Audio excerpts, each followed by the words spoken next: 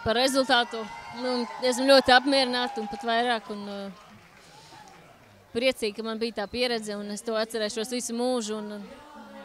Es jūtos tā ļoti iedvesmot, tāpēc, ka 6. vieta, manuprāt, ir diezgan augsts rezultāts. Ņemot vērā to, kādi man bija konkurenti, kas jau ir slavenības un tādi nobrieduši mākslinieki, bet lieliska pieredze. Ļoti patīk. Cilvēki tik ļoti mīloši, tik ļoti atsaucīgi un draudzīgi. Ļoti silti uzņem. Tāds prieks. Es domāju, ka tas ir ļoti, ja godīgi nezinu, kas tieši notiek. Sporta aktivitātes es pieļauju, ja?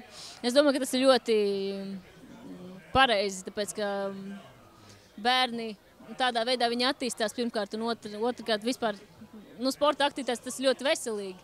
Un tad bērni nodarbojās ar kaut kādām labām, veselīgām lietām, un viņiem ir jautri arī, un viņi to izbauda, to savu bērnību, un man liekas, mums vajag vairāk šādus festivālus. To, ka es vēlos savu dzīvi saistīt ar mūziku, es sapratu jau agrā bērnībā.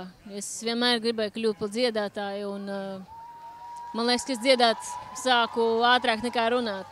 Es visu laiku centos atdarināt kaut kādus slavenos pasaules dziedātājus, atkārtoju dziesmas no multinēm, ko es skatījos, un no personīgās pieredzes parasti, pārsvarā es rakstu dziesmas par mīlestību, un tā sanāk, ka tas, kas notiek manā dzīvē, mani iedvesmo. Mans slepenais talants. Man liekas, ka man nav slepenā talanta. Man ir tikai, es ceru, ka ir viens. Un pie viņas arī pieturos. Es novēlu turpināt, attīstīties un ar katru gadu, lai viņš arvien ir labāks un lai nākamgad būtu vispār tā, ka būtu lielākais festivāls vispār Latvijā. Ja uzaicinās, kāpēc nē? Tālāk pēc Eirovīzijas ir plānos viss un konkrēti nezinu. Nē, ir daudz lietas jādara, jāattīstās, jāraksta jaunas dziesmas, jāveido koncertu programmas, un tas ir liels darbs un ir ko darīt.